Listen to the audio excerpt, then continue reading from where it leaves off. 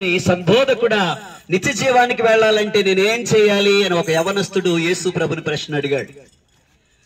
వెంటనే యేసు ప్రభు చెప్తున్నాడు, నీవు నన్ను సద్బోధకుడా అని ఎలా పిలుచుతున్నావు, సత్పురుషుడని ఎలా పిలుస్తున్నావు అని చెప్పినప్పుడు అతను అంటున్నాడు, అయ్యా నాకు చిన్న వయసు నుంచి కూడా ధర్మశాస్త్రం తెలుసు అంటున్నాడు. అప్పుడు ప్రభు చెప్తున్నాడు, ఆ వాక్యంలో కనబడుతుంది, అతను అంటున్నాడు కదా, నరహత్య చేయవద్దు, దేవుడు ఒక్కడే, మరి ఎవడు సత్పురుషుడు కాదు, దొంగిలవద్దు, అబద్ధ సాక్ష్యం పలకవద్దు, మోసపుచ్చవద్దు, నీ తల్లిదండ్రులను సన్మానింపుము అనే ఆజ్ఞలు అక్కడ చెబుతూ ఉన్నాడు. అయితే వాక్యంలో కనబడుతుంది, అయ్యా యేసయ్య బాల్యము నుండి ఇవన్నీ అనుసరిస్తున్నారంటే యేసు ప్రభు అంటున్నాడు యవనస్తుడితో, ఇదిగో నీకు ఒకటి కొదువుగా ఉన్నది.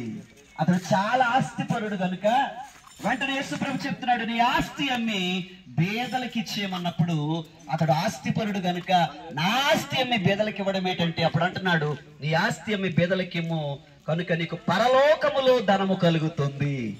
ఇహలోకములో కాదు, ఎక్కడ కలుగుతుంది?